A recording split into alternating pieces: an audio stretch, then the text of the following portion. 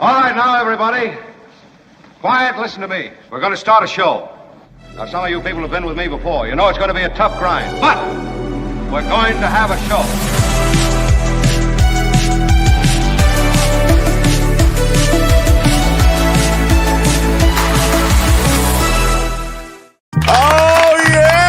Here live on President's Day. You better believe it. My President's Day recorded crowd is my favorite recorded crowd. Great to have everyone here. And when I say everyone, I mean all of you who might be watching or listening in.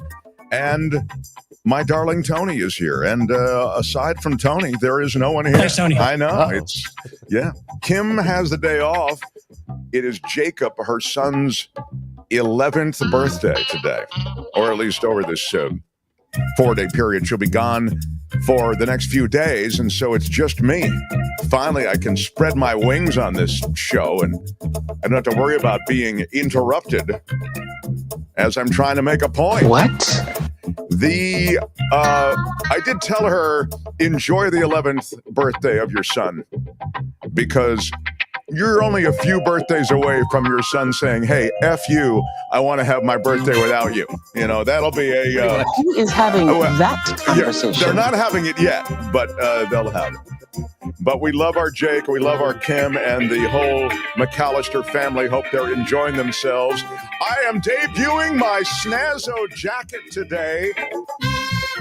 My Snazzo jacket I got in preparation for our 100,000 subscriber meetup that we're going to have. We're going to have a big meetup after we get to 100,000 subscribers, assuming we do. I mean, I hope we get there. We're only about 600 or so away, right, Tony? Something like that. Yeah, something like that. It's like 600 away. So appreciate you subscribing to the show and supporting the show, those of you who do. And so I'm having to rehearse with different jacket combinations because I'm really feeling the pressure of having to step up for our 100,000 subscriber meetup. We haven't even scheduled it yet. We will schedule it, and we hope that you'll be part of it. But even if you're not, I don't want to dishonor you as a viewer of this show in any way. And I want to, it's got a Hefner look to it. You're right. It's a velvety look. To it. De Hagval says it is a Hefner look. It is a crushed velvet look. Yeah. Mark, is the cost of that jacket, Phineas wants to know, more than the cost of your credibility glasses? This is a very good question. And the answer is, it's not even close to the cost of my credibility glasses. My credibility glasses far exceed in cost that of the jacket. So thank you for investigating that, Phineas, and I don't mind being open and honest about that. We have a lot on the show today. This jacket is not DOGE approved, Tammy wanted to know. I can share that with you. It's funny you mentioned DOGE, or as some people are calling it, dodgy. It will be the focus of some of our conversation today. In fact, quite a bit. A lot of good comments on my jacket. I realize if I step up my jacket game a little bit on this show, I can get some good reactions, which is kind of exciting. Yeah. Red carpet look, exactly. Or are you wearing the red carpet? Which is it? Tony with a smash to the glass. Thanks, Tony. on my look. Very pimpy looking, says Tom Dusenberry, who's the keeper of the ding on this show. When we ding words, they do have to pass through the world of and filter established by Tom. Thumbs up, he says, though. Anyway, I don't want to spend too much time on it. Jacket is amazing. Maybe I do now that we're getting some compliments. I'm used to the derision on this show that I typically get from my colleagues and from listener viewers. Finally, I'm getting a little support. I don't really want to move off of this, but should bring in more subscribers.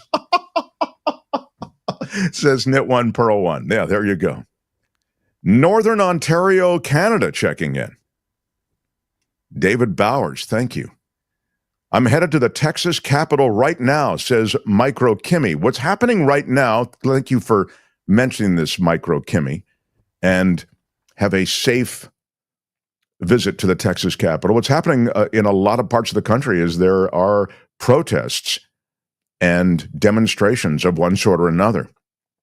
It's really quite something. Now, Dan, I don't know that it's going to make a difference right away, but I always feel like you've got to make some noise. And those who are making noise today, and in any way that you make noise on other days, it's a good thing. We have some great guests coming up in the pipeline who can speak to this in greater in greater detail. I'm looking at one thing about not having Kim here is that I'm kind of having to monitor the chat while I speak. So if I seem a little halting at times, that's one of the reasons anyway. Phineas says, Mark, did you remove the Kmart crest from your jacket? See, that's the kind of thing that I'm used to getting from my crew.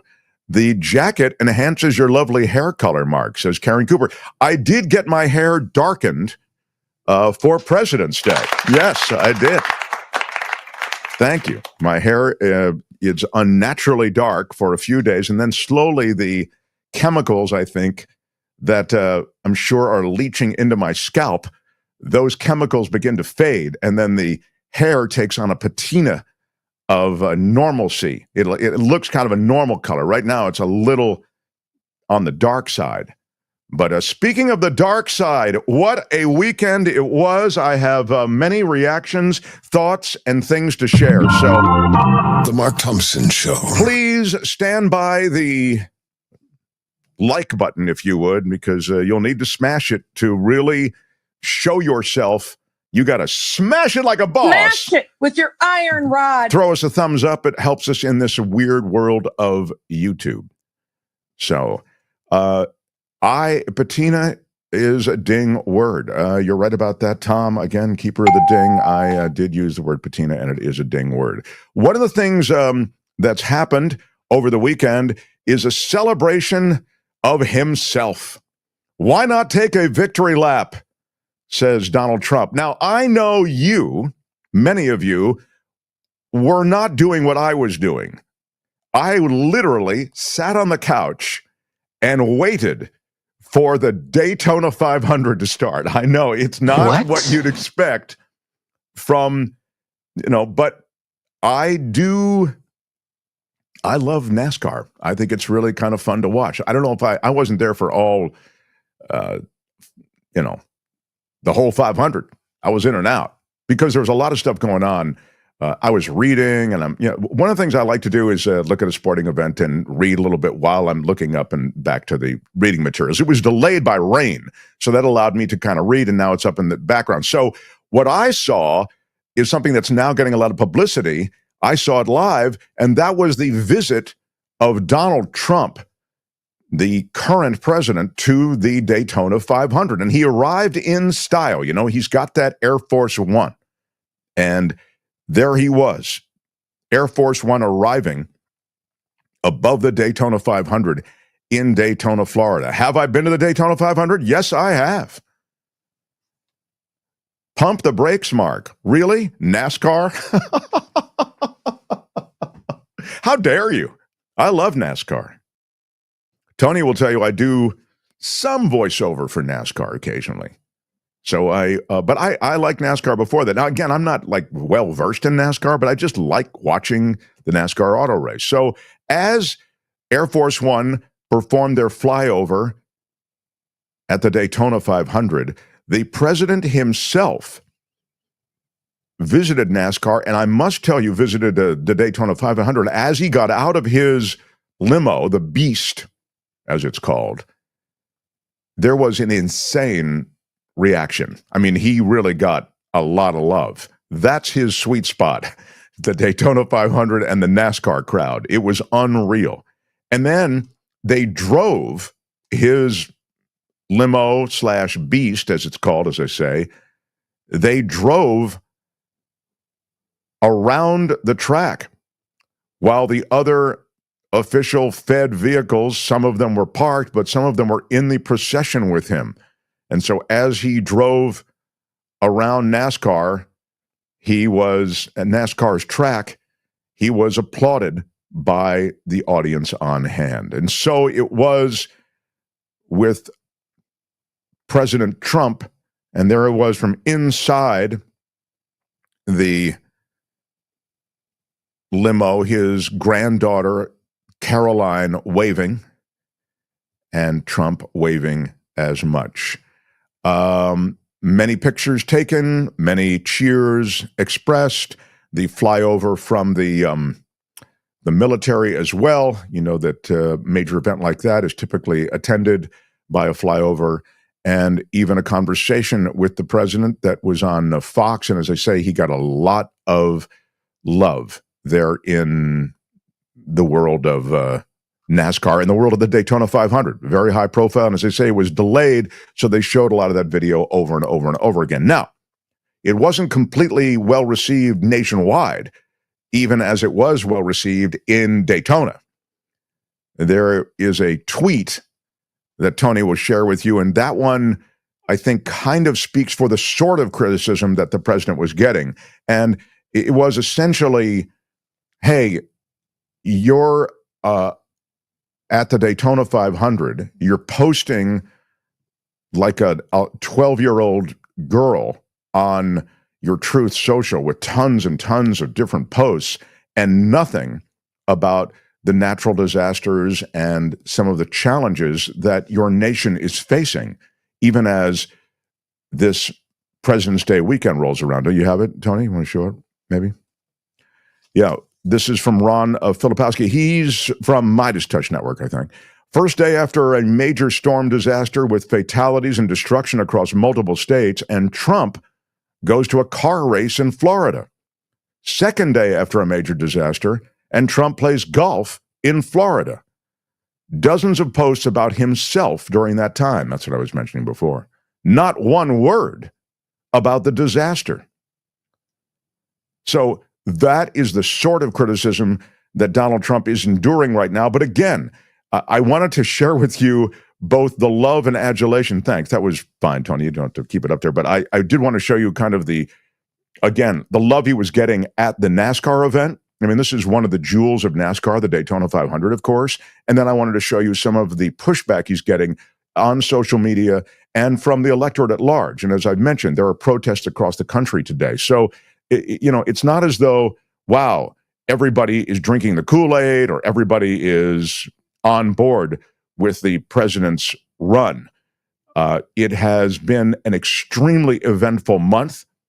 There has been an undoing and dismantling of many aspects of government during this period, and I'm going to share with you and talk about something you may already be aware of. Some of the things that are going on, we've talked about them here before, but they're now court challenges on many of the things that have been efforted.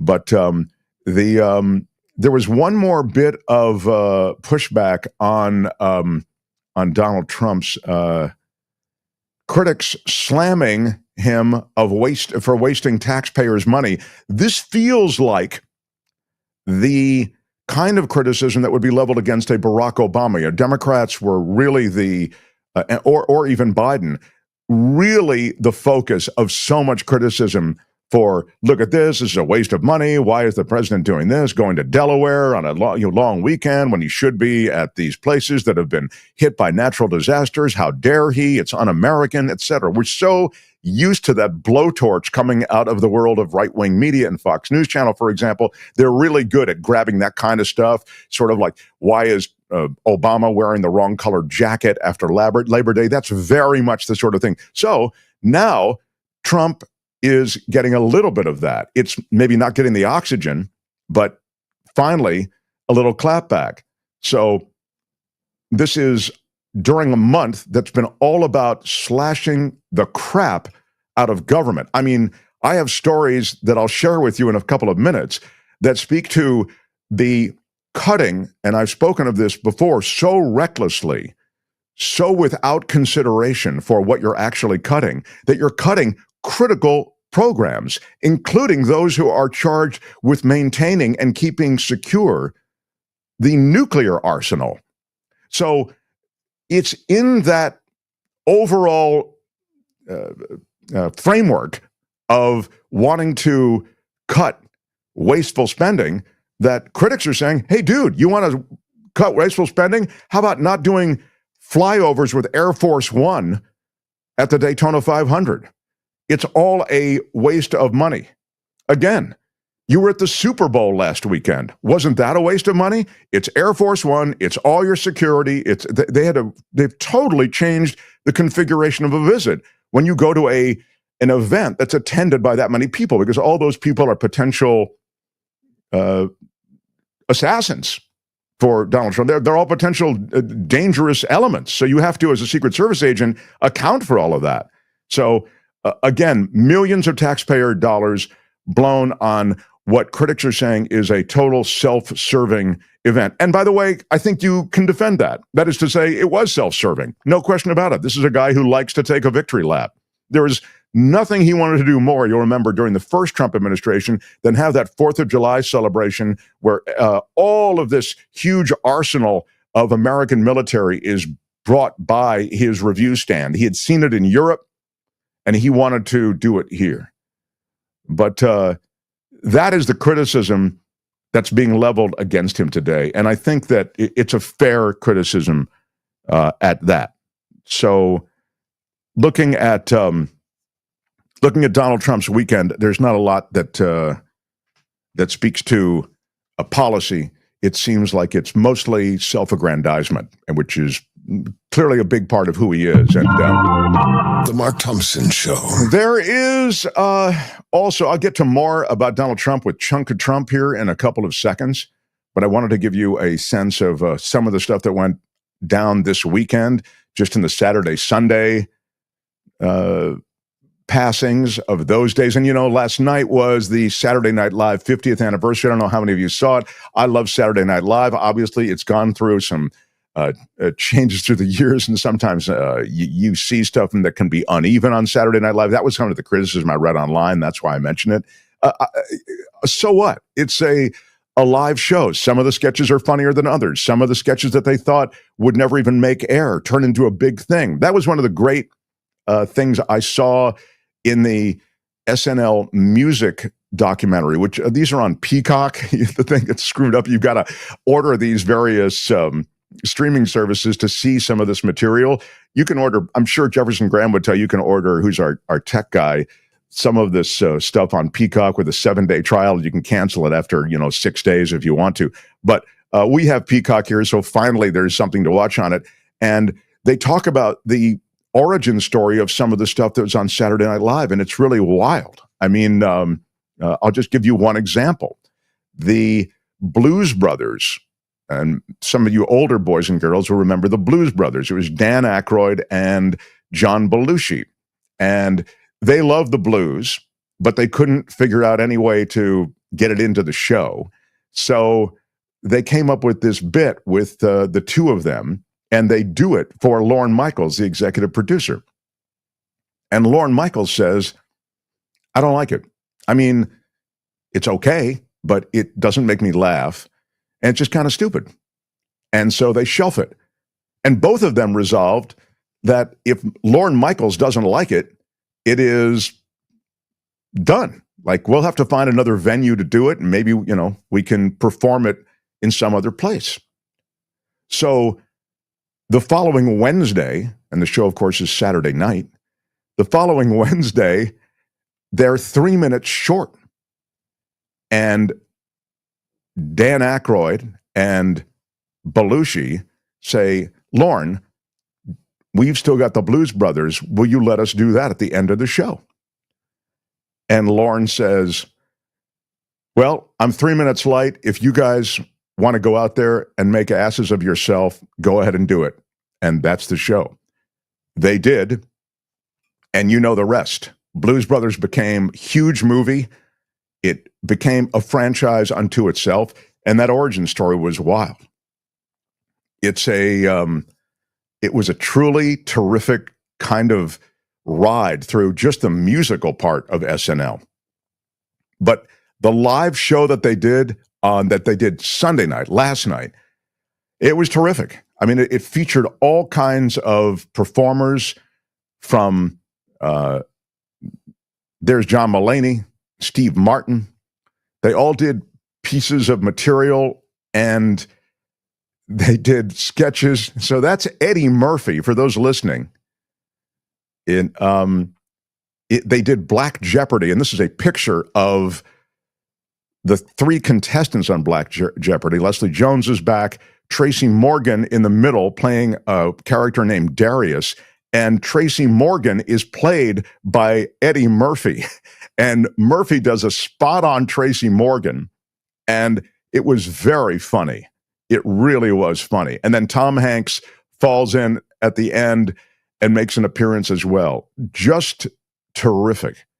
And then this sketch with Meryl Streep was so funny. It was, and these are, you understand, reprised sketches that have their own virality. And this was really, really terrific. Just the best. And then there was the Debbie Downer. They did that. And then Bill Murray, who rated all the update anchors. He had the top 10 update anchors, and it was terrific. I mean, it was vintage Bill Murray, who used to rate the Oscar contenders, and it was I just loved it. You know, I have to say, it was also nostalgic. There is Sabrina Carpenter and what's his name? Paul Simon. And they were terrific. And then Paul McCartney, as teacher Laurie says at the end, and he was terrific. And obviously, Paul McCartney can't hit the notes like he used to be able to pick them, but he doesn't care. He's just out there, you know. And then this was the cast on stage at the end. And then, can you see in the center, that's Gilda Radner's picture being held up, and it's just beautiful, really is. And that's the thing I want to mention, that, you know, there was some aspect of melancholia, you know, there was an aspect of sadness, because it just, I grew up with Saturday Night Live, and many of you did too, excuse me, and so it's become so much a part of the culture and so much a part of our lives. As our lives evolved, we saw this show evolve, and I guess all I'm trying to say is it became a cultural touchstone in a way, a comedic touchstone and cultural touchstone, and then to see a look back, all that nostalgia stuff just lands so beautifully with me. I'm sure that's because I'm, you know, I'm old, but I would also say that it's also because it's in the DNA of all of us, I think, culturally I'm talking about. And there's the original cast, you know.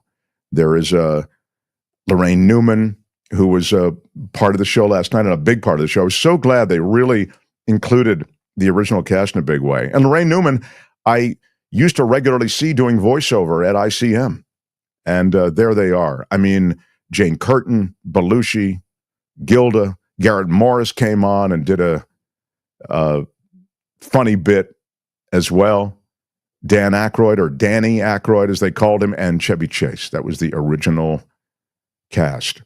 So, and even just seeing the title cards, the way they originally did them years ago, it resonated, you know. I really found it powerful. As I say, that might be because of, you know who turned me on to Saturday Night Live? My mother. My mother turned me on to Saturday Night Live. I remember we were in the kitchen, and it's 11:30 at night on a Saturday night. And she said, I think you really would like this show. She said, I think they do fake commercials and funny stuff, and I think you'd like it. My mother turned me on to it, and she was right. I just fell in love with that show. So, Gilda was just the best, says Lady. Yeah, she was. I remember when I got the news that Gilda Radner had passed away. I was driving over the Golden Gate Bridge. I just had driven from Marin County into San Francisco, and I had to pull the car over. It was so intense on me that day. I just couldn't believe it. So sad. But anyway, there is more going on, but I was really taken by what a good job they did. Imagine having to somehow, you know, synthesize some retrospective of 50 years, you know, there's so many places to start and so many places to. It was really great. And then Jack Nicholson, who made an appearance last night, Adam Sandler. The Phineas says, Mark, when I went to CSULB, I had a chance to see Steve Martin in the late 70s. And I said, who? Yes, Steve Martin, you forget. And when I say you, I'm really meaning me. What a big part of that show Steve Martin was. Just terrific. My mom let me stay up to watch it. I was 10 when SNL started, says Tammy. Yeah. I wondered who the two hosts that have committed murder were, or was that just a joke? Yeah, there was a joke. Thank you, John Watson, who wrote that. There was a joke about, little did I know when I think back on all the hosts, that two of them would have committed murder. Now, one of them is O.J. Simpson, right? And who was the second one? Can you think of who it was, Tony? I have no clue. I was Googling as fast as I could right now. Google it, because I do think, I thought I had the answer last night when I was on the couch, but now I forget what I thought. Google it. I don't know. No, Phil Hartman, but Phil Hartman died at the hands of his wife. He didn't, Aaron Hernandez. No, it wasn't that. Robert Blake. That's exactly it. Thank you. Blake. And I thought of that last night, and I just couldn't think of it today. DeHagvo, Robert Blake, and O.J. Simpson. That's exactly right. Yeah, that was just funny. So, all right. So, as we continue, glad everybody has positive memories of SNL. I thought they did a great job last night, and we move on. Let's get into some other stuff. Yeah, all right. Do you feel it? It's the Mark Thompson Yes, Show. feel it, everybody. Feel it. All right. Glad you could be here. Do smash the like button. It helps us in the world of YouTube. I know it's a kind of a weird thing. It's free, though, and it's a way you can support us. Doesn't cost you anything. Also, subscribe if you haven't. That helps us as well. It costs you nothing. And I am going to do an orgy of thanks in hour 2 for many of the people who support us on PayPal and on Patreon. I'm sorry, this is what I'm talking about. When I'm by myself, I have to watch the chat just so I can do the chat justice. And we have a live chat going, and it's really I was just telling somebody, was it Saturday night maybe, that I think our audience is like one of the smartest audiences I've ever been around. Like, I learn so much from them. They're really on top of stuff. It's like they're almost like co-hosts in a way. So if you want to participate, it's almost a sideshow in itself. Watching chat sometimes, like they're doing their own thing. Doing their own thing, or they're enhancing what's going on. And in this moment when it's just me, I have to kind of keep an eye on it. So I remember getting turned on to SNL in the dorms. The Kanye stories on SNL are wild, says Drew 914. Yeah, I don't. I really like Kanye stories in general are. Yeah, wild, right? I'm sure they are. I'm sure there's stories in general that are crazy. The world is worse off without Phil Hartman. That's true. He was one of my favorite performers, and I think a lot of the favorites for many. So, yeah. No. Phil Hartman did not kill anyone. His wife. It was a murder-suicide. Yeah, pretty awful. Kanye is the gift that keeps on giving, says Silicon Valley Blocks. And Phil Hartman as Sinatra in it was during the McLaughlin group, so he did one called the Sinatra group, and it's still classic, still classic. I mean, it holds up to this moment. Josh finally noticing my jacket. Nice jacket, Mark. I just noticed. Yes, it's my little something I threw on for President's Day, and it's getting a lot of reaction, I'll be honest with you. Kind of, yeah. Got the hair darkened, got a new jacket. I am really moving into the new week. So I was in 11th grade when SNL debuted, says Cats and Jam. Wow. Indeed. It's not King's Day. No, it is not, says Tickling. Tickling Time, Bob. No King's Day.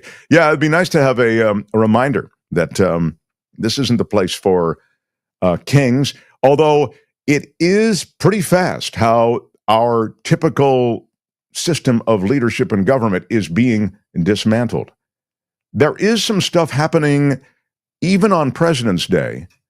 There was a court, and again, normally on President's Day, court would be closed. There is a judge, and you know this judge, who now has entertained an open court on the question of the mass firings that DOGE is doing. So here is a little bit. Is that what we have up, Tony? You can help me with some of the stuff we put aside. Is that what's first? We had the Hannity clip, right? Yeah, Hannity clip I'll put to the side. Maybe I'll do it one chunk of Trump. Okay. I want this one. I'm guessing. I'll tell you what is also around.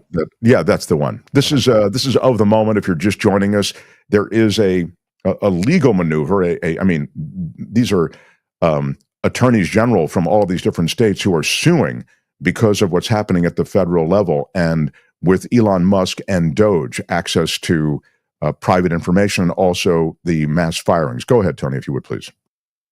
All right. The Trump administration is asking the Supreme Court to allow the firing of the head of the federal agency dedicated to protecting whistleblowers.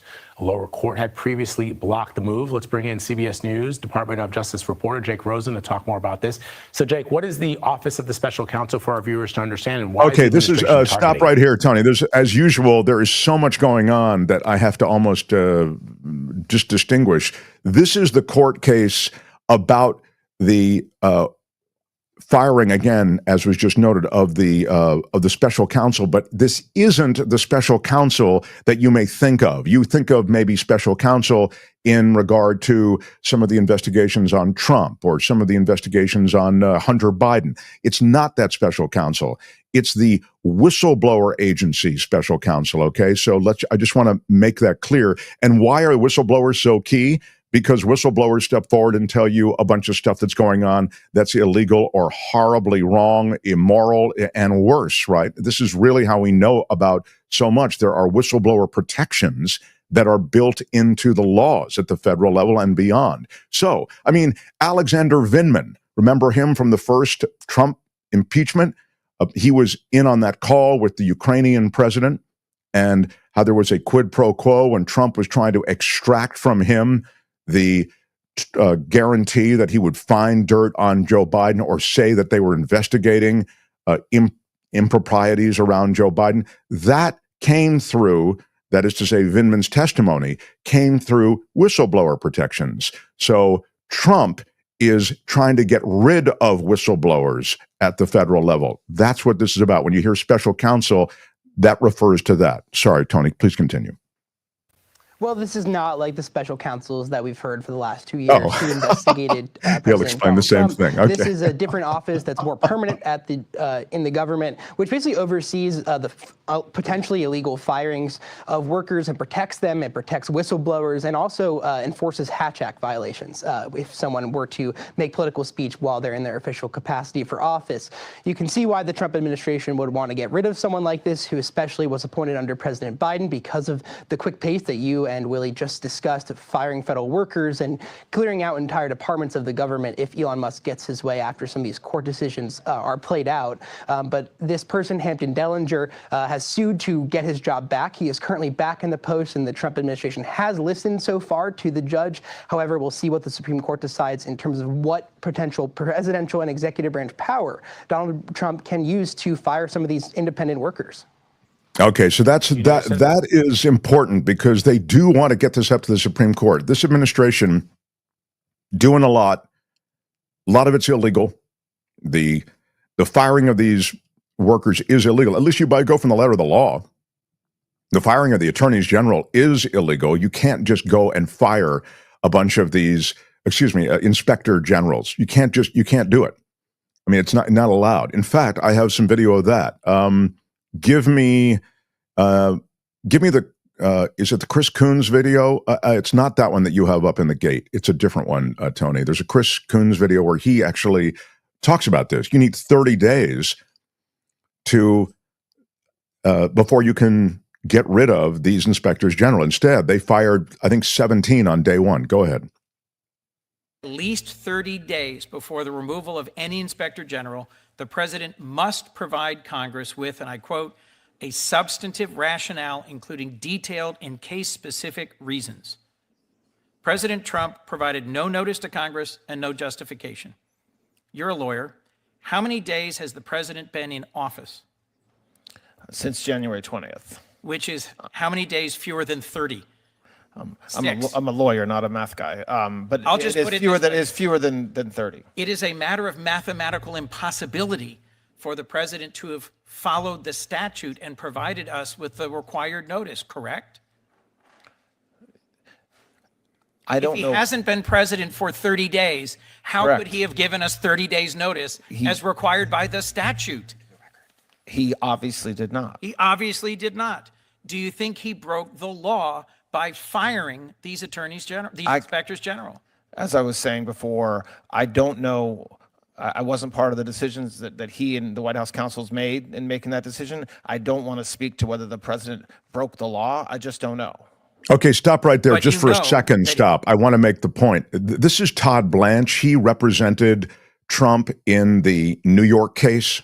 That's how you may know him. And he's now going to be a part of this administration. I think he's the he's number 2 at the Justice Department, I believe. Go ahead, Tony, please. But you know that he hasn't been president for 30 days. Yes. And I'm telling you that the relevant statute for the removal of any inspector general requires prior notice to Congress with specific reason. So this is already then a breaking of the law, right? I mean, it's stipulated you need 30 days notice, and there was no notice given. And that's what's really been happening. They are going in hot. This is really the coin of the realm, the MO of not only Trump. I think Trump has less to do with this sort of strategy and more Project 2025. I mean, this is really what they talked about. They talked about it in great detail. This is what we're going to do. It was laid out such that they are checking out and checking off all the boxes and all the strategies that they articulated they would employ. And so when it comes to, for example, the Musk SEAL Team 6 of hackers that he brings into the Treasury Department, that he brought in to USAID, and you see the way they just invade essentially government computers and government operations, and they decapitate these agencies. There is a question about legality here, but the reason that the inspectors general are so important is if you care about justice, if you care about legality, and you care about restraint on the executive office and on people like Musk, who, as I've just described, and I've only described a fraction of what they're doing, move through government with utter abandon, literally abandoning all legal restraint. If you care about that, you care about these inspectors general. They are non-political. So don't tell me you care about the American people, you care about government, and then allow for the dismissal of these inspectors general. It makes no sense. And it was done illegally. So that's one of the things that's going on. What was the other piece of video I had for you, Tony? I had, this is, what is this about again? I forget.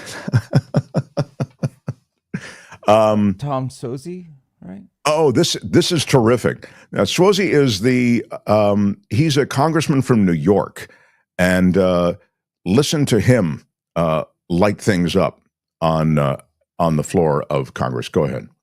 People who come to work for the federal government, if you're a cabinet official, you have to go through these big hearings. A lot of people have to go through background checks. A lot of people have to go through security checks. They get security clearance. What kind of background checks or transparency into the background of Mr. Musk or the people that are working for him has been done? Do you know, Mr. Dubois? I don't know the background checks. I know President Trump had an electoral mandate to create DOGE. No, I understand that. But yeah, he has his electoral mandate to hire cabinet officials, but they have to go through hearings and things like that. Mr. Sepp, do you know how these people were vetted? No. Mr. Ladwa, do you know how they were vetted? No. Ms. Kochelicek, do you know how they were vetted? We have not looked at these specific individuals. Ms. Olson, do you know how they were vetted? No. What kind of access does Mr. Musk and his team have? What kind of changes have they been making to the computer programs? How many of those changes to computer programs are permanent? And how will that affect people going forward? Mr. Dubois, what's he doing? I don't know what he's doing. You don't know. I Okay, think he's Mr. looking Sepp, do you at. know what he's doing? No. Mr. Ladd, do you know what he's doing? It would be inappropriate of me for comment on Ms. that. Kuchlicek, do you know what he's doing? We have not looked at that. Ms. Olson? No. Does anybody here know what they're doing? Does anybody know what kind of keystrokes changes they're making and they're permanent? Does anybody know what their backgrounds are? Does anybody know what they're doing with the information that they have and how they're using it? I agree with my colleagues who noted before that Mr. Littlejohn, who disclosed this information, is a criminal and deserves to be in jail, and I'm happy that he's been prosecuted. And anybody who has violated 6103, that takes private data and shares it with other people should be prosecuted to the full extent of the law. We in Congress have an obligation as an equal branch of government to monitor what's going on right now. We're all for finding cost efficiencies. I know Mr. Bean, for example, has the DOGE committee. That's a great thing for us to look for efficiencies, to root out waste, fraud, and abuse. But there's a pesky thing called the United States Constitution, and it has the responsibilities of the United States Congress in the oversight and power of the purse. I yield back, Mr. Chairman. Yeah, I thought that was just brilliant. I mean, that's exactly right. Hey, we're all for cutting waste, fraud, and abuse, and I love that trio of reasons carries the day over and over and over again because we're all on board with that, right? So if I say, well, Elon Musk is there to root out waste, fraud, and abuse, okay, great. I mean, we're all on the same page. Let's do it legally. Congress is the entity that is described as the thing that will help evaluate what is waste, fraud, and abuse. Well, you may say, well, Congress is the problem. Okay. We can have that conversation, but we can't change the document that gave them the right to appropriate money and the right to both create and dismantle government organizations. You can't just dismantle them on your own. Now, as I've mentioned to you before, the plan they have is to go around Congress by sapping these various agencies of support, of money, of personnel. And that's what they're doing, and they're doing it with a wrecking ball right out of the chute, right? But this is a plan that is click-clacking along, and it's not being called out by Congress. In fact, there was a great piece that just spoke to this directly. It was in the Washington Post. And I'll just read you a couple of pieces of this, and then I'm going to tell you about something else about the Washington Post, which is alarming and scary about the Post itself. The first and perhaps only government entity that should return to work is Congress. To be clear, they say, I'm not concerned about whether government workers return to their desks in offices. Members of Congress are probably already in their correct geographic locations, but they have been neglecting many of their required job functions. For government to function efficiently and correctly, it's time for them to return to work. Here are some congressional duties they might want to consider as high priority. Power of the purse. The legislative branch holds the authority to tax and appropriate funds. The members have failed to appropriate funds before the end of the fiscal year. The federal government operates on a fiscal year that begins October 1st. In fiscal 2024, Congress approved 4 continuing resolutions that temporarily allowed federal government operations to continue. For the current fiscal year, the second continuing resolution ends March 14th. Again, this might be boring, but in this one fact is something that I've mentioned to you before. Democrats, you can, as the minority party, you can help hold their feet to the fire on this. Make these congressional representatives actually vote to keep the government open or to close the government down, to allow it to close down. A lot of these guys feel as though, government, it's a waste. We're basically taking it apart anyway. Government's the problem. Great. Let you guys close it down then. Close down government and see how that goes and own it. Let the GOP own Trump and Project 2025's agenda. Russell Vogt, who's the OMB guy, I've talked to you about him. We talked to you about him before anybody was talking to you about him. Or certainly it wasn't out there in the mainstream. I really feel as though it's easy to lose the plot with everything going on. So Immigration policy, they point out. The Constitution says nothing about immigration. Why would it, when some of the founding fathers were immigrants themselves? The Supreme Court, however, has said much about it over the decades, including that the plenary authority for immigration policy resides with Congress. But Congress hasn't taken action. They've just given this over to the executive orders. And Trump is ruthless on immigration. And again, you might be good with it. Okay.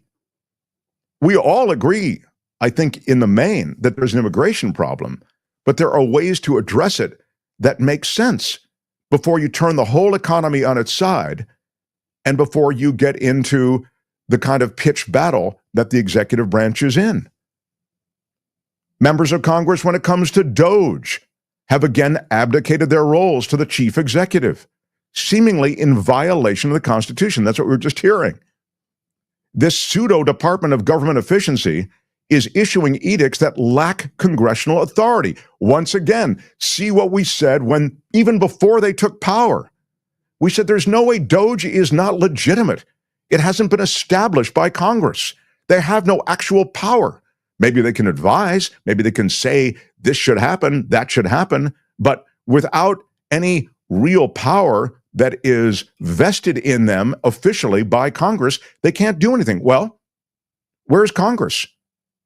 They are asleep on this, and they're letting DOGE get rid of government workers and essentially decapitate a bunch of government organizations. And when you look at the organizations they're going after, you see that Elon Musk is settling personal scores. Many of these agencies had huge regulatory fines and investigations going on against some of his companies, SpaceX, Tesla, etc. It is also, not to mention, despicable that you could let a guy with so much conflict of interest, a wildly conflicted contractor, huge contractor with the U.S. government, go through and decide what organizations and what businesses and other contractors should get money from the federal government. It's just grotesque. It's a grotesque conflict of interest, and yet it's allowed to happen. So they go on in this Post piece just to point out some of the stuff we've talked about before, but really how the power to restrain and to focus a lot of what's happening rests in congressional hands, and Congress has really abdicated their role to the chief executive, to the president. This president is so strong. He has such a following. Again, it's not a wide following from the standpoint of overwhelming majority support, but it's a scary following. It's a feverish following. It's an emotional, passionate following. And Mitt Romney and others have talked about the fact that they worry about their own safety and the safety of their family. So, you know, it's against that backdrop that a lot of this stuff is happening. So they note in the Post piece, and then I'll tell you something else about the Post.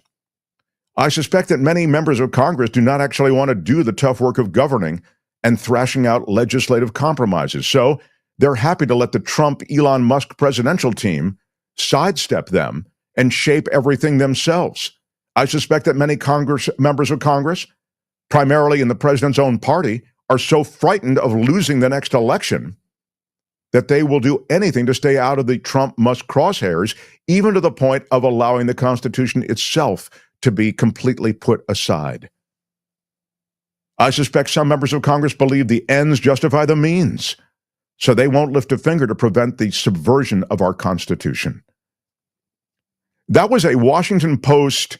I read you just a couple of excerpts. That was a letter to the editor that jumped out at me, and I thought it was really right on. I mean, it does rest with Congress to see that through.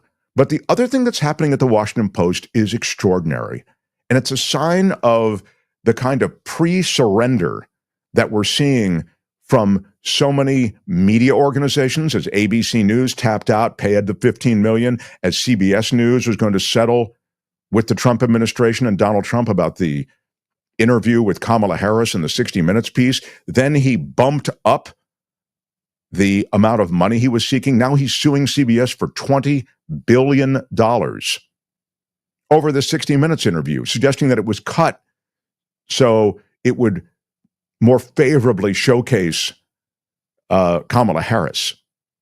The reality is that usually the rule on cutting pieces in news is sometimes you cut them for to create an efficiency of time.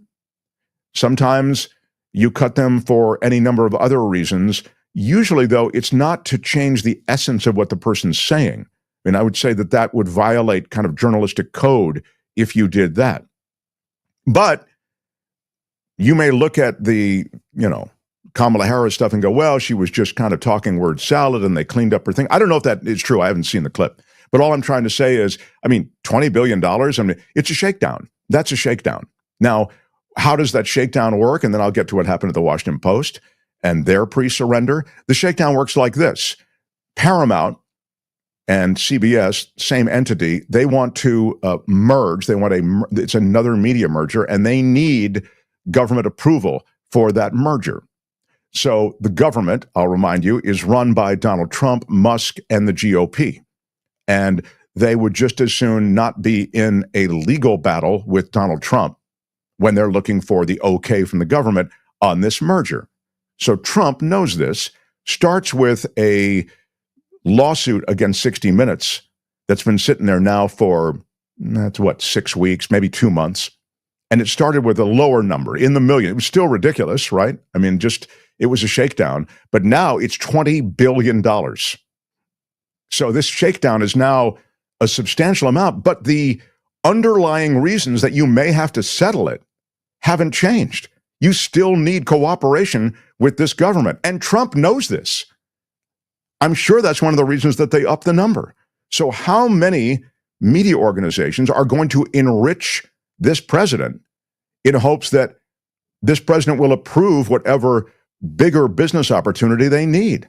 Look at all of the other tech bros that showed up at his inauguration after donating money to him. So this is all going on. And at the Washington Post, they have nixed an ad that was to have run. It was going to be wrapped in, it was going to be the wrapper for the paper, meaning the thing that enveloped the paper. And it was an ad that essentially said, fire Elon Musk. So it was paid for, I think it was $150,000, this ad.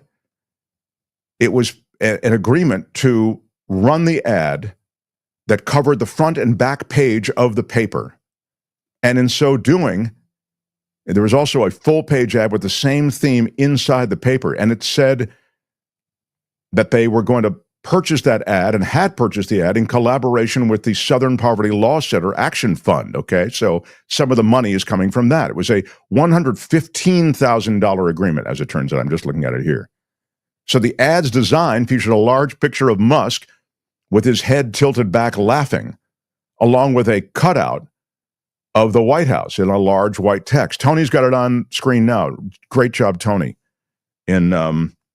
I didn't even warn you I was going to be doing this, and that's great. Thanks, Tony. Yeah. So, in any case, that's what the ad would have looked like. Those of you who are watching and those listening, I've just described it. Again, large picture of Musk, head tilted back, laughing, along with a cutout image of the White House, large white text, and it says, who's running this country, Donald Trump or Elon Musk? Then lower down on the page, it features smaller font saying, since day one, Elon has created chaos and confusion and put our livelihoods at risk, and he is accountable to no one but himself. The Constitution only allows for one president at a time. Call your senators and tell them it's time Donald Trump fire Elon Musk. And then it has the URL, firemusk.org. Now, apparently, the Post's advertising sales reps were told about the nature of the ad, and they were confident that they could run the ad there at the Washington Post, and it wouldn't be an issue. Again, the paper with the wrap ad was supposed to be delivered to subscribers at the Congress, at Pentagon, at the White House. Quote, we submitted the artwork back on Tuesday of last week. I'm assuming it went through a legal department or other kind of review. They said you can have something inside the paper, but you can't do the wrap. We said thanks, no thanks, because we had a lot of questions, according to Case Solomon, who was behind this. Common Cause, learning that the Post would not run the outside paper ad criticizing Musk. It's because we're critical of what's happening with Elon Musk. Is it only okay to run things in the Post now that won't anger the president? This is what she was asking as she continued to talk about this controversy. Or do we have him calling Jeff Bezos, asking why this was allowed? Is that what the fear is? She said the Post did not give an explanation of any kind for why it decided not to run the ad. But you can do the arithmetic, because they don't want to anger Donald Trump. That's exactly why it happened. But what you see is the capitulation of Bezos. There he is with Kash Patel. This might have been on Inauguration Day or in some of the inauguration and inaugural events around Inauguration Day. And you see the surrender of the media, of the news organizations that are supposed to keep this Trump administration honest. You see them pre-surrendering at the highest levels. I think some of the journalism around this administration and some of the journalism generally at the Washington Post is extraordinary, exceptional. I mean, you're tripping over Pulitzer Prizes as you're walking through that newsroom. But where are they now? They're now more in the space with Facebook.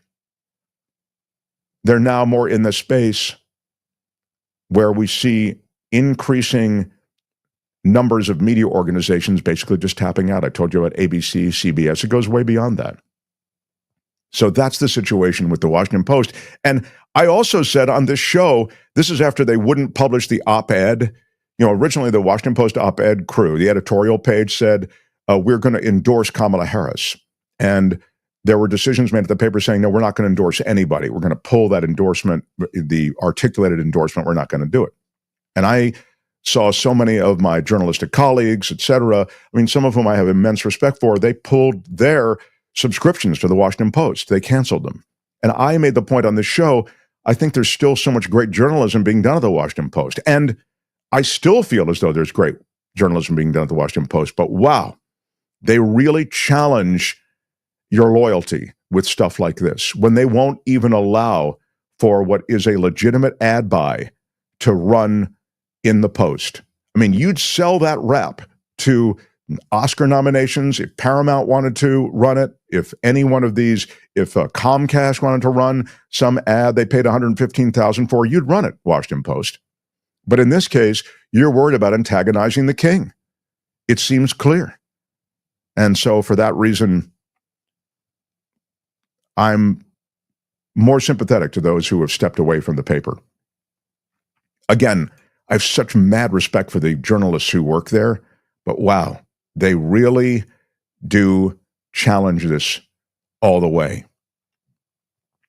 In Law and Disorder coming up, I have an interesting, super interesting lawsuit. And it does involve what we're talking about, which is the settlement with Donald Trump. But there is an insane twist. And it exists alongside another insane twist in something I was reading this weekend as well that I was dying to share with you because it's so wild. It involves the justice system and how if you surrender, like what we're talking about, the pre-surrender, how you're actually exposing yourself to other legal action, not from Trump, not from the king, but from others. And we will get into that as well. I'll get into Law and Disorder in just a second. I do want to check my, let me just check my chat is what I'm looking at. Let me just take a look here, Tony, while all right. The Mark Thompson Show. This is What does MAGA Mars say? Oh, it's interesting to see. MAGA is like, he's got more MAGA hats than anybody in our chat. Trump will be the House Speaker in 2028. Then both President and VP will resign, and he'll have a third term in office. I love it. I love somebody who's got a plan. I mean, I think Trump would have no problem with it. It's a wild idea, but it just might work. Yeah. Carol says, I agree. I still subscribe to the Washington Post, but they push the limits of understanding by bending over for Trump. Yeah, it really does make it difficult. But it is something that was talked about, the complete takeover of the media. And this complete takeover of the media is something that is happening in a big way. All right. I feel like I want to... What do I want to do, Tony? It's just you and me today. I kind of like it. It's like getting custody of your kid or something without having to worry about. I don't know. No supervision. Let's just do it. Well, you'll just go ahead. Okay. No one telling us what to do. What other video do I have before I get into? I've got this is a great Law and Disorder, and something juicy's got nothing to do with Trump and Law and Disorder. Oh yeah. Sean Hannity interviewed Trump and Musk. It was kind of like a back rub. You know, it's the Fox News Channel back rub of Trump, where Hannity lays out like a whole argument in his question. And all Trump has to do is go, yeah, exactly, and then say something. We'll run a little bit of it for you, and you can go for it, Tony. You're both aware, you have to be keenly aware, that the media and the punditry class, not that, I think you've proven they have no power anymore. Because they threw everything they had at you, and they didn't win. And that was, the New York Times, Washington Post, 3 networks, every late night comedy show, 2 cable channels. They threw everything, lawfare, weaponization. Sure. And now I see they want you two to start, they want a divorce. They want you two to start hating each other. And they try, President Elon Musk, for example. You do know that they're doing that to you. Oh, I see it all the time. They tried it, then they stopped. That wasn't. They have many different things of hatred. Actually, Elon called me. He said, they're trying to drive us apart. I said, absolutely.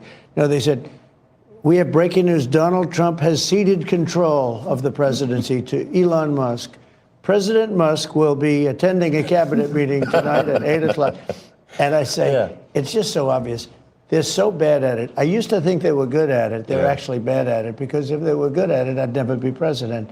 Because I think nobody in history has ever gotten more bad publicity than me. I could do the greatest things. I get 98% bad publicity. I could do, outside of you and a few of your very good friends, it's like the craziest thing. But you know what I have learned, Elon? The people are smart. They get it. Yeah, they do, actually. They get it. They really see what's happening. Yes. Yeah, so that's a little bit of him riffing with Sean Hannity. Yeah, I mean, one of the reasons you might be getting criticized is because there's a lot to criticize. I love that I do all these things and they come after me. They come after me because there's stuff that they can come after me about. I mean, let's just spend a moment on DOGE. They've been busy. They cut FDA workers who are focused on food safety and medical devices. They cut all of these agency people who are involved with focusing on oversight of e-cigarettes and tobacco products. I mean, this is that's just the FDA, okay? And as that continued, you saw the dismissal of hundreds of federal workers who maintain our nuclear weapons arsenal. The managers at the National Nuclear Security Administration, NNSA, have been frantically attempting to recall hundreds of employees who were dismissed. The staff play a critical role in maintaining the U.S. nuclear weapons stockpile. They were fired en masse. This happened Thursday night. Many other employees of the Department of Energy were let go at that same time, but the group was among several thousand probationary federal workers. We talked about this. They could easily get rid of them because they were in this probationary period, and they were fired by Trump and Musk on both Thursday and Friday. They're in the first year of what's generally a 1 to 2 year period. Then they couldn't get back in touch with the people who are involved in maintaining our nuclear weapons arsenal, and they're struggling to reach them. This is just one of the screw-ups that accompanies these mass firings and dismissals. And again, as I've said, you want to ferret out waste, fraud, and abuse? Great. Look at what's actually waste, fraud, and abuse. Instead, you're going with an across-the-board dismissal. It's what Musk did at Twitter. And then they rehire who they need to. But it can turn an organization on its side. But in this case, the organization is the U.S. government. So it's nonsensical on a level that's so scary. He fires, Trump does, the FAA air traffic control staff. This is weeks after that D.C. plane crash. They've begun firing several hundred FAA employees. They upended staff on this busy President's Day weekend. Probationary workers, they're all wrapped up in this. Essentially, they're dismissing all these probationary workers without regard to how critical they may be. So those at the FAA that were hired for FAA radar, landing, and navigational aid maintenance, one air traffic controller said, they're all gone. The National Air Traffic Controllers Association said in a brief statement issued today that it was analyzing the effect of the reported federal employee terminations on aviation safety, the national airspace system, and our members, is what they said. Other FAA employees who were fired were working on an urgent and classified early warning radar system that the Air Force had announced in 2023. They announced that for Hawaii to detect incoming cruise missiles. This is a program that was in part funded by the DOD, the Department of Defense. It's one of several programs that the FAA's National Defense Program manages that involve radar and providing longer range detection around the country's borders. So you see, there's a lot of nuance, there's a lot of specific, there's a lot of detail that is being ignored when you just go in and you let a guy who happens to be rich, but he doesn't know anything about managing government, farm out policy to the rest of his crew who are between 19 and 26 years old. They've never run anything. I get it. They've created apps. They're amazing. Look at them. They're tech phenoms. Great. Tech phenoms have no place in evaluating management efficiency and employee efficiency at the U.S. government. They know nothing about the U.S. government, nothing about who the U.S. government serves, how it serves the populace, and what the steps are legally that you have to go through before you can just decapitate entire departments. It's outrageous. So FAA, the people who maintain the nukes, they're all gone, and they're desperately trying to recover them. But the firings over food safety and the medical device oversight, those are done. I mean, they're doing so much that it's very hard to, A, keep up with it, and B, keep everyone apprised of it. But it is happening. By the way, the DOGE people posted classified data on their website. It's pretty crazy. People are scrambling to see if their sensitive information has been accessed by Musk's programmers, and federal intelligence employees are looking at this data, combing through it to see what security breaches there have been. Elon Musk's team, I've just described them to you, those, phenomenal 18 to 26-year-olds who are deciding the fates of workers who've been working for the federal government, some of them in service jobs that are associated with serving the public for decades, now having to justify their existence to a 19-year-old. They have posted classified information about the size and staff of a U.S. intelligence agency on their website. This raises bigger concerns about where Musk's programmers got this information and what's happening with it. DOGE, which Trump created to supposedly root out waste in government, launched this website on Wednesday of last week with a feature allowing users to, quote, trace your tax dollars through the bureaucracy. I mean, this all sounds good. They brand it well. You can navigate through all the federal agencies and offices for details about headcounts, budgets, average ages of employees.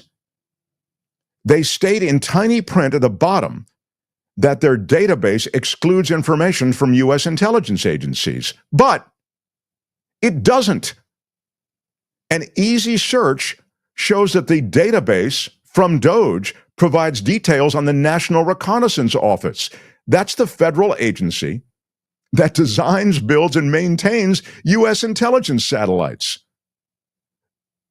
So not only are those budgets and headcounts classified, but the prospect of Musk's tech team meddling in the sensitive personnel information of those people who are charged with keeping track of that is setting off alarms for many in the intelligence community, as you might imagine.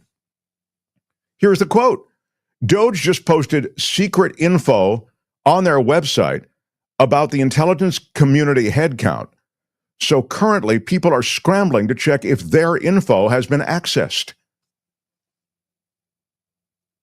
The acronym, there are a lot of acronyms in government. If you're in Washington, I grew up in Washington, everybody's got an acronym. And there's one that is NOFORN, and it's the Not Releasable to Foreign Nationals acronym. That's what it stands for, okay? Not releasable to foreign nationals, called NOFORN. Information in this category can't be shared with any foreign governments, international organizations, or foreign nationals without specific authorization. But it looks as though there may be information out of that department that is posted on DOGE's website. Again, the U.S. intelligence community, it's composed of 18 organizations, and it looks like much of this data ended up on the DOGE website. Not all of it, but a lot of it. This is a national security concern. It should underscore how completely incompetent they are. They're a move, what is the phrase? Move fast, break a lot of stuff, move quickly, break stuff. And, you know, when you're in Silicon Valley, maybe you can do that in tech. You have to be very careful in the U.S. government. And careful is clearly not a word that they know much about. So this is all happening against a backdrop of international instability that's been created by the same administration. But as you look at national security concerns, I think you have to look at how these guys are operating, and it's scary. It's scary. And as I mentioned, the FAA, CDC, NIH, the NOFORN people, USAID, the EPA, and now they're into the crown jewel of everything, which is the IRS.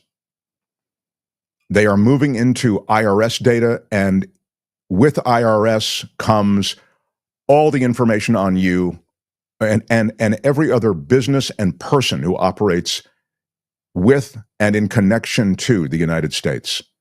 This is scary stuff, and we'll be talking about it all week. This is just kind of like the overview, but we'll give you some specifics. David K. Johnston is such the great mind on this. He knows so many of the details, and he will show receipts, and we'll get into that tomorrow as David visits the show on Tuesdays.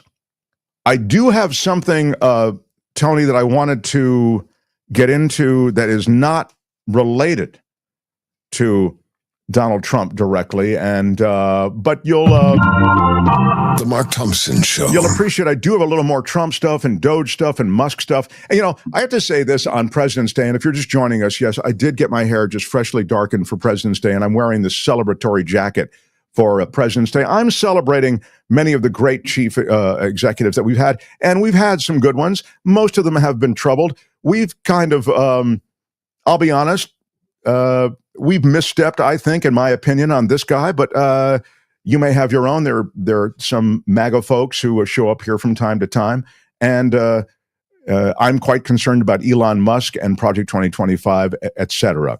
But I will return to Trump and the DOGE people in a second. But we lead this next segment with something that has nothing to do with those two areas that I think are ripe for discussion. We lead law and disorder with a, it's something you like talking about, and it's SEX. This is Law and Disorder. In the criminal justice system, the people, Pimps, addicts, thieves, bums, winos, girls who can't keep an address, and men who don't care. are represented by two separate yet equally important groups. A cop, a flatfoot, a bull, a dick, John Law. You're the fuzz, the heat, you're poison, you're trouble, you're bad news. These are their stories. I know. This is real stuff. The conservative bigwig, his name is Matt Schlapp, SCHLAPP. Tony has a picture of him up for you now. He is all about family values. He's a big CPAC guy. He is a Thanks, Tony. Guy who is he is towing the line. The Republican operative who is head of the American Conservative Union. You know, conservative, get things back, family values, all that stuff. We've lost our way, people. We've lost our way. Why are you yelling? Matt Schlapp has settled a sexual assault suit. And he settles it in exchange for dropping the lawsuit against Schlapp. $480,000 was the settlement paid to Carlton Huffman through an insurance policy. Schlapp's legal team not saying much, but Huffman did drop the lawsuit, and Schlapp claims that he's been exonerated. From the beginning, I asserted my innocence, Schlapp said. Our family was attacked, especially by a left-wing media that's focused on the destruction of conservatives regardless of the truth and the facts. The claims made in the lawsuits were the result of complete misunderstanding. Right. Well, essentially, Huffman got this huge, almost $500,000 legal settlement, right? And that binds Huffman to what is essentially an NDA, can't really talk much about it. And a lot of people are sort of stepping away. But the accusation was that Schlapp had sexually assaulted, made unwanted sexual advances. He groped and fondled the groin of this guy, Huffman, who was working for the Georgia GOP. And the GOP at that time in Georgia was associated with trying to get Herschel Walker that Senate seat. Do you remember? Where's my Herschel Walker? I don't know if it was it the vampire thing? A werewolf could kill a vampire. Did you know that? That's it, right. The werewolf could kill a vampire, Republican candidate Herschel Walker. So one of his staffers was there with Schlapp as Schlapp came through. Again, the American conservative was trying to support Herschel Walker to gain more of a foothold in Congress and in the Senate in this case. Anyway, he groped the guy's groin, fondled it without consent on the ride back from two Atlanta area bars. This is in October of 2022. Schlapp then allegedly invited Huffman, the guy who just got this settlement from Schlapp, to join him in his hotel room. Now, you may say, why was Huffman there? Well, he was assigned to drive this guy. I mean, you understand, this guy was a big deal. I mean, he's a conservative bigwig. As I say, the American Conservative Union chairman, Matt Schlapp. So it's kind of an honor to be escorting him around. But as it turns out, escorting him around meant you have to endure some of this and then turn him down on the invite to go to his hotel room. it looks as though the money was paid. Schlapp avoids any further CPAC smear. But there were, and this is what comes out in this, there were past allegations of sexual misconduct by this head of the Conservative Political Action Conference.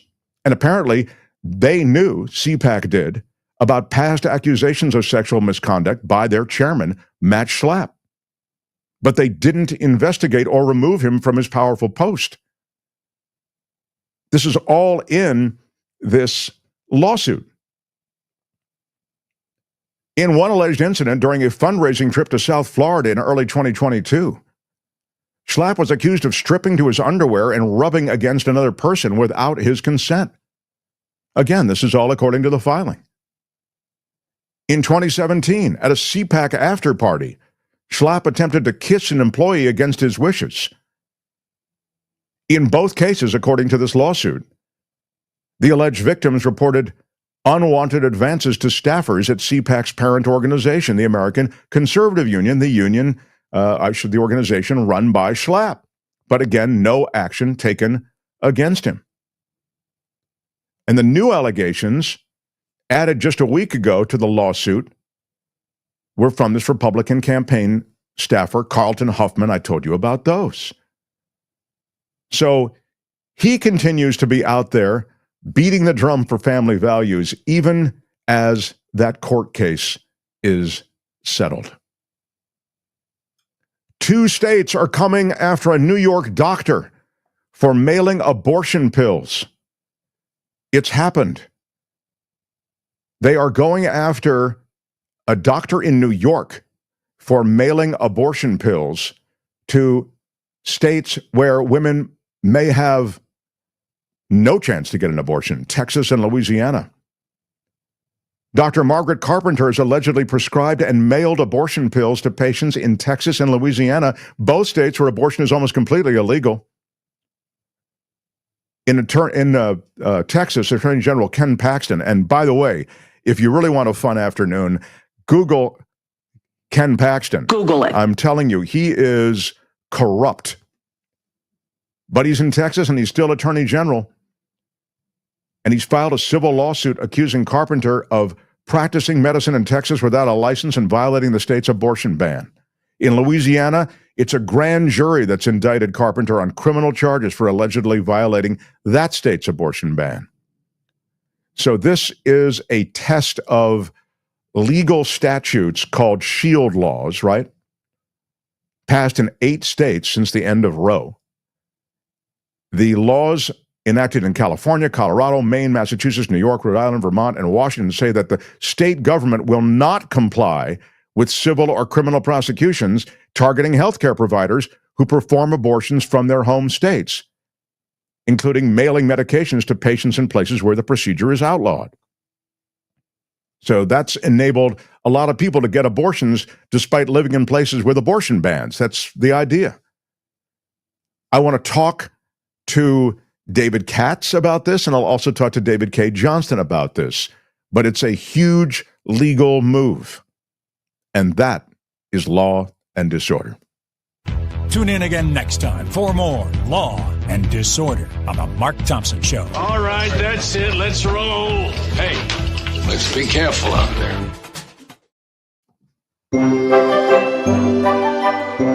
The Mark Thompson Show. Who's Mark Thompson?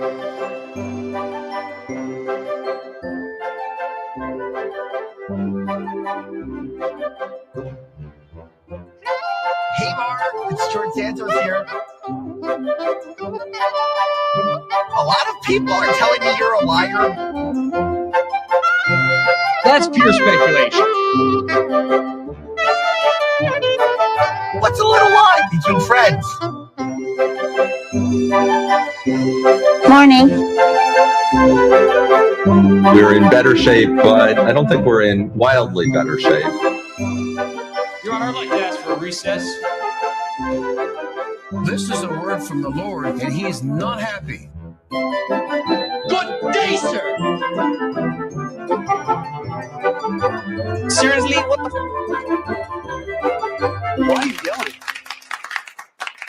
Right on. Glad everybody could be here. I've got a great palate cleanser from all of the nastiness of Washington and politics. Involves a guy I used to work with. You know, this is a show that came out of the Bay Area. We love that it's grown, and we love that there's so many new people in the community of supporters for this show, and I'm so very grateful for that. In fact, as I said, over the next few days, and I hope even later today, we'll be able to get into the orgy of thanks that I will lead for all of you who are part of our Patreon and PayPal group. There are Patreon and PayPal links on YouTube underneath this video. And if you're listening across the podcast networks, we're on iHeartRadio, we're on Spotify, or Apple Podcasts, Google Podcasts. You can reach us through the MarkThompsonShow.com. And there are links to PayPal and Patreon that way on a monthly basis. You can keep us on the air. We're really a PBS NPR model, and we can talk about PBS and NPR and how they're being targeted for being rubbed out by the new administration. But one of the things that may help them survive is kind of what I'm talking about, which is support from the general public, because they don't require as much public money as they did when they were first founded. So again, if you want to help us out, it's themarkthompsonshow.com. You have to put the Mark Thompson Show in. If you just put Mark Thompson Show, you end up at a ventriloquist website. And I love ventriloquism, but it doesn't do us any good. So please join us and support the show, themarkthompsonshow.com. And again, Patreon or PayPal is how you get it done. I mentioned the Bay Area, though, because we feel a strong connection to the Bay Area. I actually say this is where the show originated, and we were on radio for a long time, and then moved over to YouTube, and then in those podcast platforms I mentioned. And I'm very tied to those people who I got close to and who I connected with in the Bay Area, and a lot of them are media people, and you've met some of them on this show before. And one of them just retired, and he's a big weather guy, and we can talk to him about climate and that sort of thing. But I also just want you to enjoy a little palate cleanser from the toxicity of the political culture, to visit with my now retired pal, the nightly meteorologist on Channel 2. It's a dominant newscast in the Bay Area. Put it together for the great Bill Martin, everybody. Yeah. Look at you. Oh, I can't believe you retired so young. What happened? Why did you retire? An orgy of facts. That's what you said. Orgy, I was like, I'm using that. An orgy of thanks is what I said. But yeah, you can use it. You can apply it to anything. Steal it. Use it. Mark, you I'll get used to the delay. Sorry about that. But listen, I haven't seen Mark in 40 years. I was your intern. I've had 35 years at Channel 2. Like you said, we're dominant, awesome TV station. I've been so fortunate. You literally, Mark, if it weren't for you, I would have no career. When I met you, you didn't know this. I was living in my van, surfing up and down the coast. And you, through Jan Knoll, goes, yeah, I'll bring this kid in and give him a break. You let me make the phone calls, the weather phone calls every day, get you lunch at Zim's, remember? I don't remember that. I'm embarrassed. I sent you out for lunch. Yeah. Yeah, it was awesome. It was awesome. Like I was in graduate school, but you would go, okay, dude, go grab me, go give me some stuff at Zim's, and then get yourself something too. And I knew the lady at the counter. I'd run across Van Ness. I'd grab you something. I'd come back. Often you would let me keep the change. But but when you left, you got scooped up by Fox so aggressively and so quickly, you were gone. Like I didn't even get to say goodbye. I thought we were going to be best friends. And then all of a sudden you were gone. I went to your house in Sausalito. We hung out. We had a coffee. We had beer. I loved that house. And then I go to work the next day. Mark's gone. I'm like, what the? Wow. I didn't even realize it happened that quickly. It's funny. I just to put a quick detail on it that might or might not be of interest to people. I had a horrible back situation. I'm talking about my lower spine, L4, L5, S1. I had a double laminectomy. They take the lamina on the bottom part of your spine out, and it was brutal. And so there were a bunch of things that I'd planned that sort of had to be canceled and postponed because I went into surgery. It was an emergency surgery. And so I have this thing, and then your whole life turns on its side, and then you're moved to LA. I mean, I moved to LA about maybe it was a month or two later. And you're right. So a lot of the farewells and that kind of thing, they just didn't really happen in the way that would have made it easier. But I always thought you were the coolest dude because look at him. Bill is He's a surfer. He looks like the guy. He's the California kid.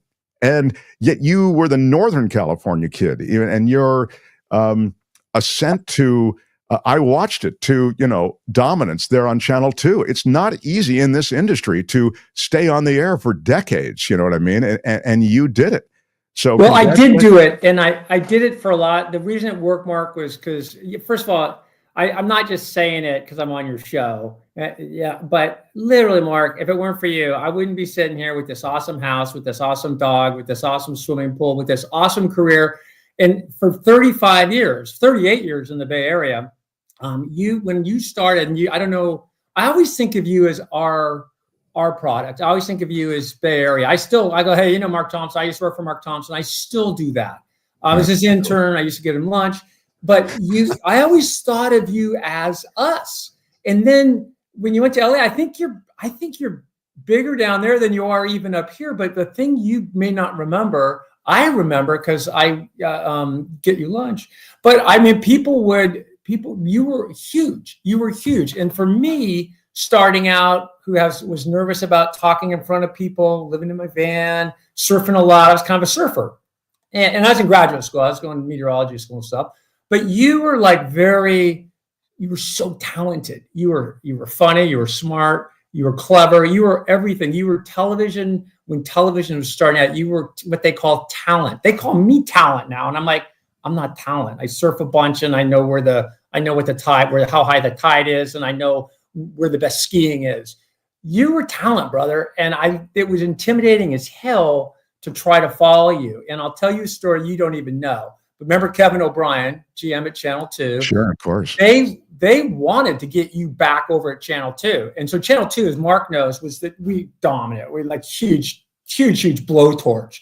And there was the weather job open because the puppet guy, Pat McCormick, who Bay Area residents will remember, he was awesome, but he wasn't really a weather guy like Mark. Mark was like a real deal meteorologist. But I heard they go, oh yeah, we're interviewing Thompson for this job. I'm like, oh, because I'd been filling in. I was terrified. I was terrified. And you, I don't think, thankfully, either didn't take it. I'm sure they offered it to you, but I was like, that's how you saved my ass another way too. I mean, because you didn't take it. But I have so many Mark Thompson. I'm actually nervous talking to you. And you're so sweet. I have to tell you something. This is kind of funny, and maybe other people who use social media will be able to relate to this. I've thought for years that I've actually been talking to Bill Martin on Instagram. I've thought that there's a guy named Bill Martin who or is using the name Bill Martin, and I've been kind of back and forth, not a lot, but I mean, like not long messages, but back and forth. And I thought, oh, isn't that cool that Bill's staying in touch with me and, sending me stuff. Of course, it's not you. Like when we were just trying to coordinate you coming here this day, it was something we had to completely organize.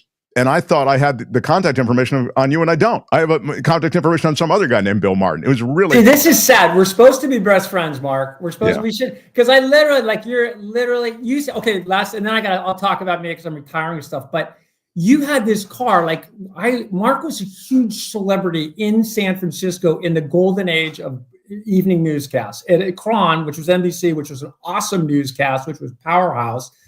Mark drove.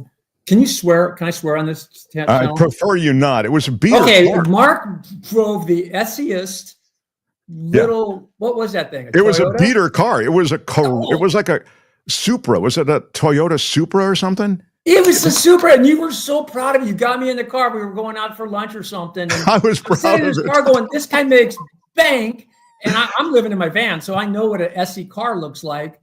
And he makes bank, and we're driving down Venice. Everybody's waving because everybody knows Mark Thompson in the Bay Area in 1985, 87, whenever it was.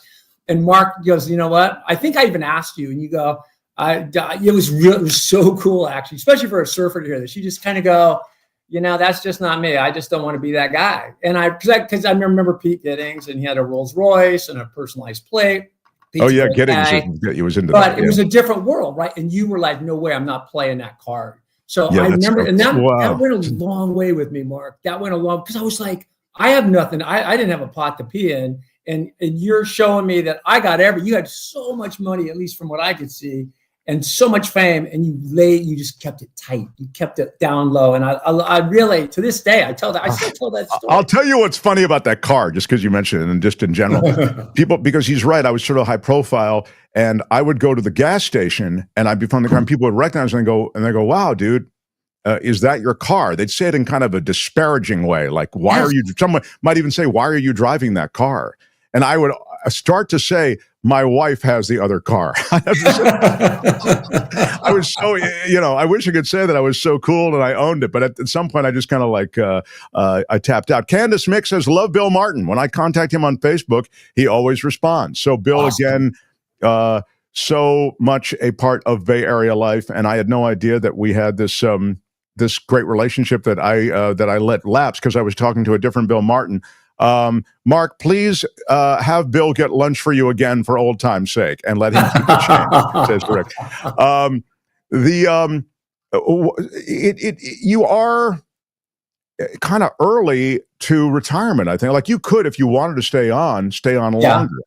I mean, but you did voluntarily step down? Yeah, I did. I guess I can say it here. TV's not what it used to be, Marky. I mean, it is. Channel 2 is awesome. The culture is awesome. I love it. But there, as you know, I remember when you came to YouTube, and I remember thinking, wow, that looks like a slow slog. I've just come to YouTube. I'm having a blast. I am having the time of my life and I sent Kim some of the stuff I'm doing over there, but it's so fun. I talk about California history. I talk about weather and history. I do exactly not what you do, but I try to do what you do. Yeah, I do something like this, and I go through live pictures, and I do forecasts. And how often are you on with this? I go. What was that again, Marky? How often are you on YouTube? Every day. I do it every day, and I might even go twice a day. I get into the models, Mark. I do a lot of the things I do. I learned from you. But this is the weather forecasting. Yeah, there you go. I do surf report. I do skiing. I do everything. Oh, this is great. Like, this is what weather, and this is brilliant. I didn't mean to interrupt, but I was just going to say, and we're looking at it now. Those of you who are just listening, it's shots of the beach. It's shots of the computer modeling. It's just shots of Bill speaking on camera. By the way, he speaks over a coffee cup and a huge Emmy that he has, which is, yes, there you go. There's a story with the Emmy, Mark. But before I did, I just want to say that this is kind of the way that I think information and weather information and media information will evolve. You'll have to find people like Bill Martin, and you'll have to look for them in kind of independent, at least for the moment, independent media like YouTube. Now, go ahead. Sorry, how did the Emmy happen? Oh, okay. Well, first of all, I love what you said. Coming from you, that matters a lot because, the format, because I did learn a lot of this from you. You were really good with live pictures. And I remember, and you told me, because back in the day, you had an art department that had to make your graphics. And I have all these weather computers now that we can make. But you know what people want? I pay a lot of rent to live in Santa Monica. I want to see it. I want to see the fog. And there's no reason we can't see things as they are right now, or within moments ago, or within hours ago, because of those live camera networks. And then you've got all the governmental computer models, all the fancy schmancy stuff. It's all free, man. So you can grab it, you can roll with it, and no one's telling me what to say or saying, do more forecasts, do more. We need more San Jose. We need more Sausalito. I'm just doing it from the heart. And it's, for me, the leaving television really easy. And I could go on and on, Mark, but I've watched one of the key things, I think, also, as we look at it, and we'll put a link to Bill's YouTube channel underneath this video. But what I do want to mention is that I think it helps that you don't need to be successful financially with this endeavor. Is now something you can do and care about. That's kind of what brought me here and let us sustain, because I've been working for, way little compared to, what I was used to getting when I was working even on KGO radio. And, but we can afford to, and we think we're doing something important. And slowly, with contributors and where they, support a community of Patreon, in our case, PayPal supporters, and those who join and give us super stickers and super chats, we begin to get some momentum financially, and we can support our staff, and we don't have to worry about going under. And I feel like that is one of the things that television did give you. The gift it gave you was financial freedom to now be able to do this. And it taught us how to do the things we do, and that's why you're so successful. I mean, you've got over 100,000 super fans, not people like me who like you a lot, but you've got people who are that go out of their way to go to this different platform to go find you, not surrounded by sports and lead stories, but just to find Mark. And so you're finding the purest of the pure. And I only got like 10 followers, but I'm stoked because those 10 people are literally, it's so fun. I love it. I'll bet. And I've learned, but I always say this, Mark, I've learned so much from you, just kind of, because I don't have that thing. What I did, because I couldn't be you, and I tried to be you in the beginning, I tried to be funny and stuff, but it wasn't working. So I did a move where I just leaned into who I was, which is I'm a guy who lives in his van that surfs the coast a lot, grew up in California, ancestors were pioneers, all that. Just leaned into it. And it kind of worked. And I mean, now it's what I would have told you to do. I would have told you, be you. Yeah. You've got so much that I saw you as you're this handsome guy. You look like you've been, in the sun and in the surf, and that helps. John Watson says, Mark and Bill both have respectability glasses. It's true. I'm looking for another pair. These are my credibility glasses. I feel I have respectability, but not always credibility. The glasses do put me over the finish line. Yours, they are a thing. You wear them all the time on the air too, don't you? Yes. And the thing I did, and I probably learned this from you too. It sounds like I'm kissing but I'm not. I'm telling you, Mark. But I learned early not to wear. I don't wear makeup. I've never worn makeup. I look like I look. And what I've learned because I think you said to me one time, you go, listen, dude, you don't want to be that guy who goes out in public and no one recognizes. The movie star that doesn't look like the movie star when they're at the grocery store. If I look like ass, I want to look like ass on the air too, because then people don't get confused. So with the glasses, this is a buddy of mine who's a surfer, Caddis, makes glasses. And so I just leaned into those, and so I have glasses. I like those glasses. I may have to, check out Caddis. They're awesome. CADDIS. They have progressive reader lenses. I love it. They're not expensive. I love it. Now we've got to wrap up, but I did want to mention some of the people who are commenting on your coffee. Apparently, this is my audience. They're always wondering about your coffee. We have a coffee sponsor. 80 proof coffee, says Daniel Price. So people are right away suspicious that it may not be all coffee on this President's Day. But a lot of love for you, man. A lot of love brother. for you. And we'll put let's do it again. Let's do it again sometime. I'm going to build this YouTube channel into freaking massiveness. And I know it's a claim, but I'm going to. And there it is. We've got it up for you now. No, for sure. And more to the point, you don't have to. I don't care how many followers you have on YouTube. I'd love to. There's a super sticker. Thank you, Jeff Davis, for a $10 super sticker, and we appreciate that. And in fact, I give you a big shout out. Shout out. The deal is, if you have a topic, there's a lot of weather and climate in the news, and I'd love to be able to have you on and talk about that. I mean, I love all the praise and all the love you've lavished on me. Please don't misunderstand. I know. But I'd love to have you on again, and we'll just stipulate to that ahead of time. We can talk about other stuff. But I love that we're in touch. Push me all of your personal information, since I clearly don't have it anymore, or never had it. It's crazy. I literally have been talking to this guy on Instagram named Bill Martin, thinking was he cool? You. Yeah, well, he's pushing me a lot of stuff that I felt like, Bill would push me this. That's how I established his bona fides, that he is a guy who was pushing me environmental stuff. And I thought, it seems like it might be Bill. But all right. So we'll have a link to your YouTube channel. And awesome. I'm looking forward to continuing this love affair. It's great seeing you again, man. Marky, I can talk. I love California. I love weather. I know a lot of weird stuff, and I'd be stoked at anytime I get to talk to you. Even if you just want to call me on the phone, we'll hang out. Oh, that'd be cool. Well, send me your stuff so I've got it, and that's what we'll do. I'd Where love do to I send it offline to, it with Marky? you. Where do I send it? I'll put my email address in the private chat here so that I don't get. We have a great email that does actually reach me. Also, the Mark Thompson Show at gmail.com. That goes right to my phone. I see every email that comes into the show. The Mark Thompson Show at gmail.com. So if you send it, I'll send you all the information there also. Tell Kim thank you so much because I didn't make this easier on her. So no, it's a pleasure, and I really hope that we do a lot more. Thanks, Bill Martin. Everybody, happy retirement. Woo. Yeah, right on. Ladies and gentlemen, I'm Shadow Stevens. This is the Mark Thompson Show. Keep it to yourself.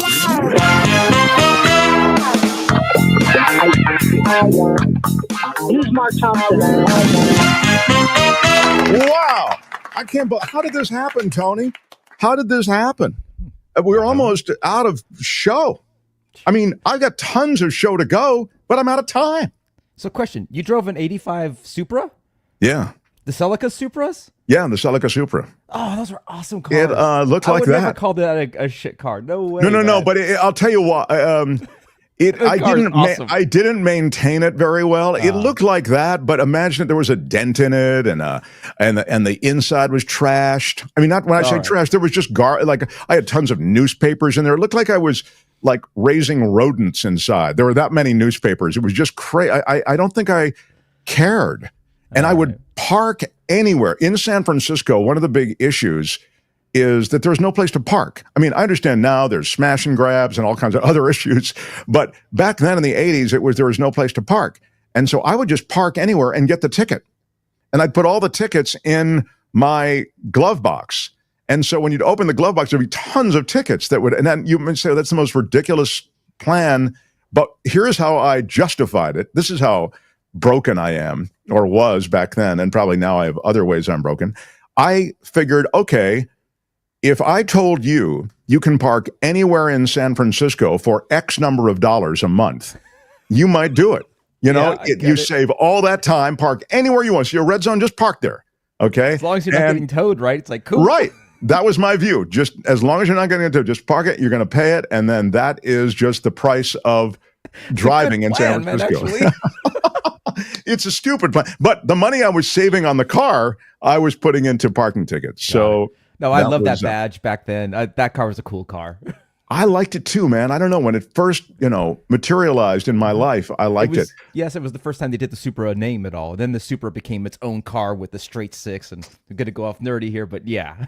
But that was it was definitely a beater car, though. I mean, by the time I got done with it, I didn't wash it much. I mean, it was really, I just didn't care. I didn't care about the car. But anyway, all of that, that's a great flashback. Talking to him was just a great flashback. And I'm so touched that he was so touched by all the stuff that I did and what he learned. And really, nobody's going to break into a car. This is from John Watson. Nobody's going to break into a car that looks like it's owned by a homeless person, he says. Yeah, there's, right. It's all part of the plan. And I had a 5-speed Corolla, says Gordon. Yeah, and by the way, this was a 5 on the floor. Yeah. Yep. I don't think any of them were auto. Those were all manuals. I think the Silicon. I did not like the auto. Now now I'm driving an electric car. There are no gears, whatever. But never liked the auto shift. All right, we only have a couple minutes, and I do have stuff that I'm going to carry over to tomorrow. Tomorrow again, it's just you and me. So Kim is off through Wednesday. So it's Tony and me tomorrow again. But tomorrow I've got David K. Johnson. I believe another guest coming through, Mo Kelly from iHeartRadio, and KFI is going to come through tomorrow. So we'll be talking politics with Mo. And today, Gary Dietrich was off because of the President's Day. But I wanted to mention to you that there is volcanic unrest. And this is not super far away. This is in Alaska. What? Yeah, at Mount Spurr. Well, what are the chances that this volcano could come to life and erupt? What would be a percentage chance that would concern you? I ask you in the audience. Would you be concerned if I said there's a 20% chance that this is going to erupt? I mean, I think a 20% chance is like a serious chance. Well, there is a 50-50 chance that this eruption could be coming. Volcanologists are monitoring this 11,070-foot tall stratovolcano. It's about 75 miles from Anchorage. And because of the uptick in earthquakes and seismic activity, they think that this could be a period of what they're calling, quote, volcanic unrest. In recent months, these earthquakes have been occurring so frequently, rising from an average of 30 a week to 125 a week, that researchers have recorded more than 2,700 earthquakes in total. The largest magnitude was 2.9 on January 2nd. The nature of the unrest, this is a quote, suggests that an eruption is possible. This is a statement from scientists at the U.S. Geological Survey and the Alaska Volcano Observatory. I'm sure that'll be closed in the next few hours with Elon Musk and the DOGE crew. They'll send some 16-year-old up there to break into their computers and lock them all out. But they expect to see some warning signs that the volcano is about to erupt. More seismic activity would be one sign. Gas emissions would be another. Surface heating and changes to surface deformation are all things that they list. And if any eruption does occur, if you get these or some constellation of these happening ahead of time, they think that you'll get days to a few weeks of advance notice. It's not sure. I mean, that is to say, there could be a surprise eruption, but typically those gas emissions and those changes to the surface, they precede an eruption. But they're keeping an eye out for a tremor, a period of sustained seismic activity during which the volcano just begins to shake continuously. The scientist in charge of the Alaska Volcano Observatory is saying there is a 50-50 chance of eruption. If the snow and ice-covered volcano does erupt, scientists expect the blast to occur at a site called Crater Park. That's because the summit hasn't erupted for thousands of years, and the earthquakes have been moving away from the summit crater and down toward Crater Peak. That's about 2 miles below Spurr Summit. That event erupted most recently in 1992 and 1953. In both of those incidents, the volcano spewed ash 65,000 feet into the air. If Crater Park erupts again, scientists expect it to release streams of hot gas, rock, and ash that will travel at speeds of more than 200 miles an hour. Those materials would likely melt the snow and ice covering, of course, and there'd be mud flows from all of that. Very few people live in the shadow of this Mount Spurr, so it's unlikely that, it would harm any residents, but the impact would be ash. I mean, in 1992, the ash blanketed the city of Anchorage in a thin layer of ash that shut down the airport there. So it's a real thing. Some of you older boys and girls might remember Mount St. Helens, where there was ash that affected weather. That's just one example domestically. There is ash that affects weather internationally from volcanoes all the time, or much more frequently. So that's what's happening in Alaska. Could be a volcano that gets active in a hurry.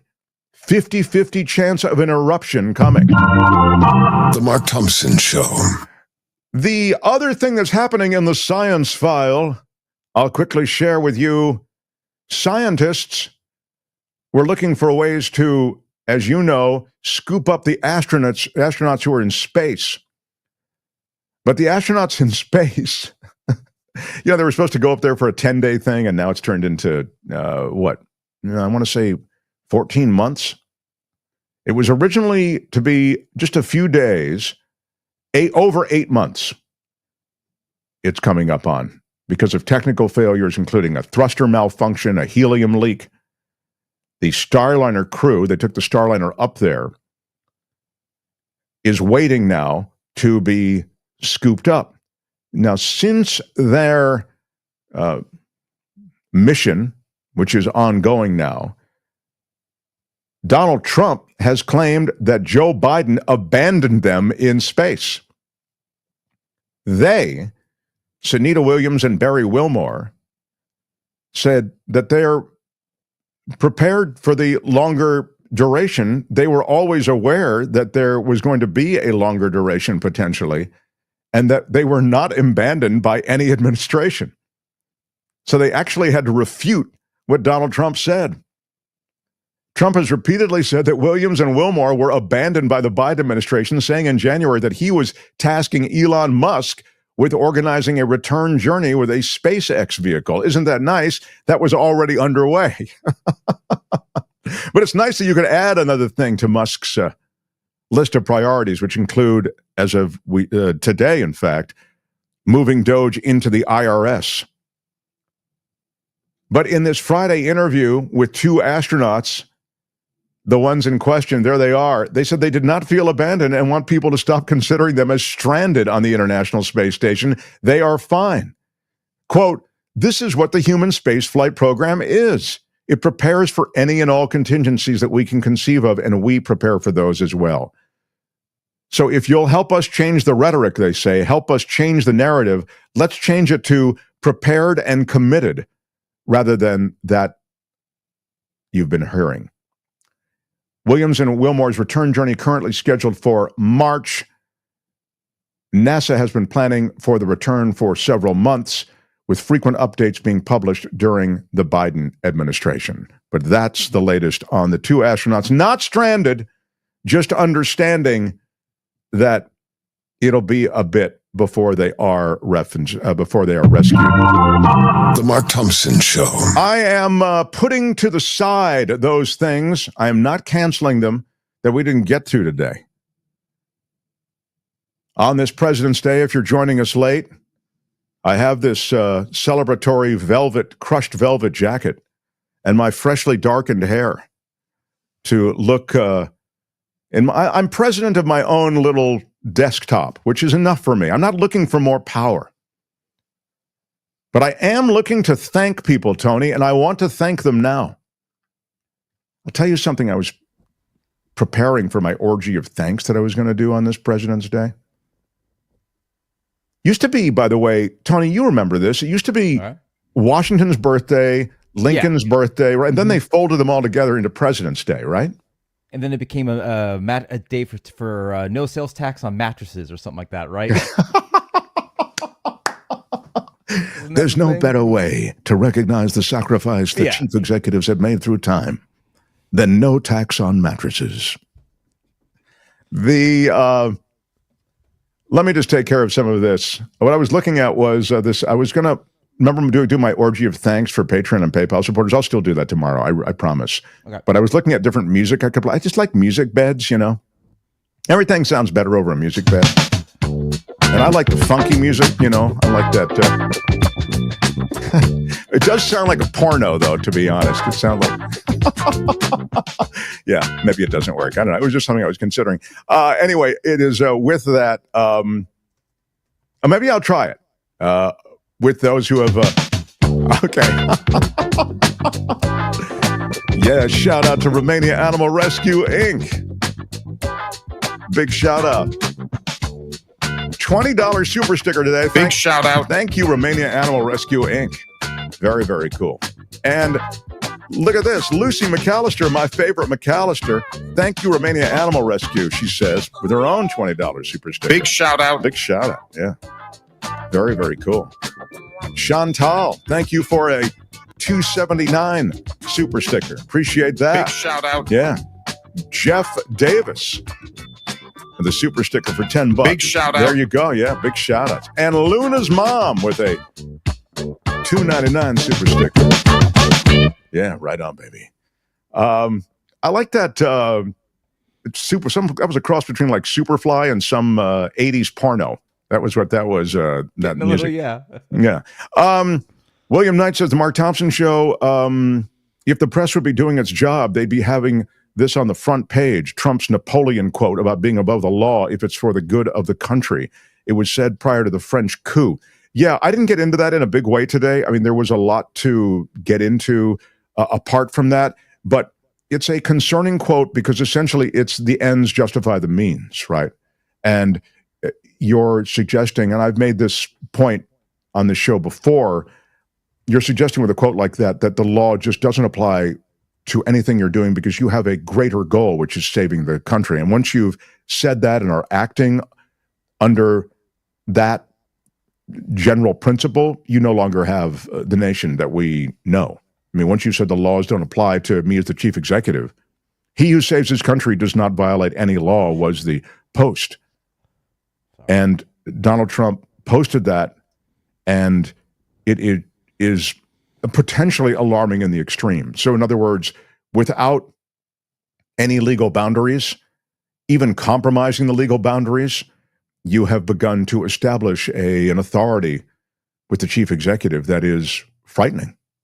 And I think we're seeing signs of it already. You're seeing the court, which is already controlled essentially at the highest levels by right-wing judges who have even issued decisions which truly underscore Trump's feeling that he can do what he wants. They've given him presidential immunity. But that slogan, that quote, that Napoleon quote, is of great concern. And as I've told you, the other authoritarian quote is from that Peruvian dictator whose name I can't think of. It was a way in which the dictator indicates you can do anything you want if you're a supporter of mine. And for those who are our enemies, we will bring the law to bear on them. It is for my friends, everything. For the others, the law. And that, I believe, also is an unarticulated philosophy of this administration. There's no such thing as non-political anymore, says 12 from the Bay. Yeah, you're right. There's a lot of politics and everything. I think I made the point that the inspectors general are supposed to be non-political. They are, though. They're supposed to be carried over from other administrations even. It's supposed to be a, well, I mean, the Supreme Court's supposed to be non-political, and we know it's not. It is political. So I think you're right, actually, in the end of it. Law is for others, not them. There it is. IPX Studios says it. Democracy is DOA, says Phineas. Sadly, it's on life support. That's for sure. A lot of fun. Thanks for everybody who gave us comments of one sort or another. Please share this show. That's how you increase our footprint. What is it, Tony? Who wore it better? Oh, yeah. Now, that's Hef with my jacket as a bathrobe with his wife. Well, he had some very attractive wives, didn't he, that Hef? Wow. Good for him. Oh, my God. I love that everybody. It does look like there should be a crest on here somewhere. I will say that. I need to maybe upgrade it with our logo or something. But anyway, thank you, Tony, for stepping up. You and me today, my friend, and you and me tomorrow, Tony. Thanks, Tony. And into the daylight, baby. Why are you yelling? Yeah, we got it all going on. I will see you tomorrow, but right now, Shadow. I'm Shadow Stevens for the Mark Thompson Show. Bye-bye. Happy President's Day, everyone. Thank you for joining us. Thank you, Tony. Bye-bye. Thank you, Bill Martin. Tomorrow, David K. Johnston. Until then, bye-bye.